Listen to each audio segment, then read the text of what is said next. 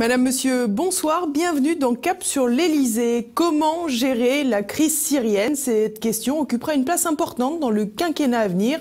Alors que Donald Trump a lancé une offensive sur une base militaire en Syrie, le futur président français devra avoir une véritable stratégie diplomatique. Tour d'horizon des différents candidats. Quelle posture adopter face à la guerre en Syrie? Les accusations d'utilisation d'armes chimiques par Bachar el-Assad et le bombardement de la base militaire proche de Homs par des missiles de croisière américains replacent la question au cœur de la politique française. Pour autant, cette question est complexe. D'ailleurs, en 5 ans, François Hollande n'y a jamais répondu clairement. Mais les candidats à la présidentielle, eux, doivent se prononcer. Dans ce cadre, on peut considérer que 2 camps s'opposent. D'une part, les souverainistes, de l'autre, les interventionnistes.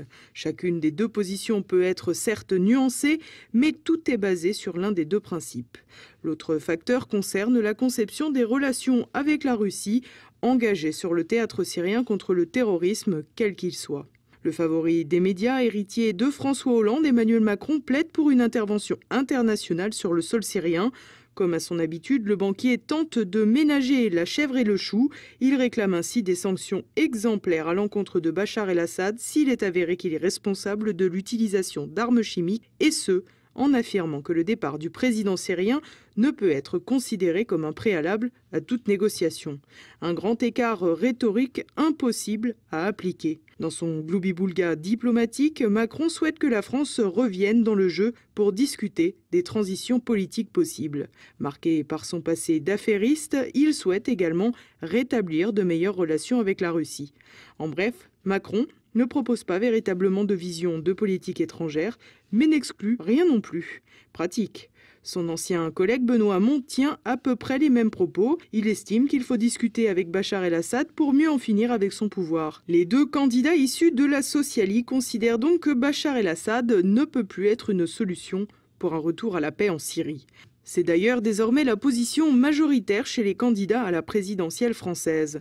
Du côté de Jean-Luc Mélenchon, on est favorable à un rapprochement avec la Russie pour lutter contre le terrorisme, mais on se garde bien de se prononcer clairement quant au président syrien, estimant que c'est au peuple de choisir son destin.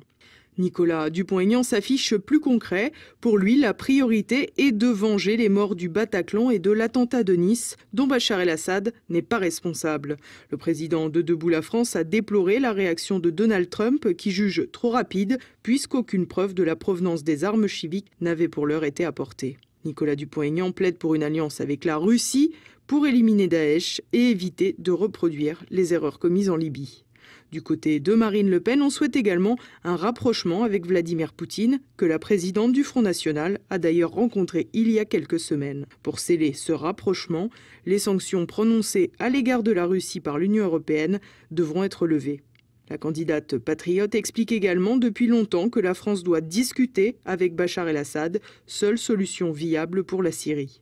Une solution qui n'a pas fait l'unanimité lors du voyage de Marine Le Pen au Liban. Sur ce dossier, François Fillon apparaît moins constant.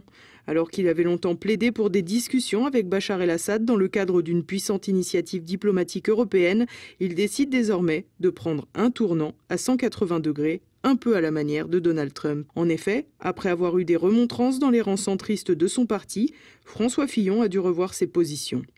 Comme pour donner quelques gages et faire taire la bronca, il a déclaré à plusieurs reprises que la Russie était un pays dangereux.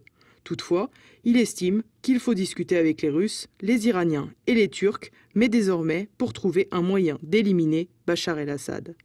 Il refuse en revanche toute intervention occidentale, précisant que cela n'a pas été une bonne solution en Irak, un exemple plus commode à manier que celui de la Libye quand il était Premier ministre de Nicolas Sarkozy.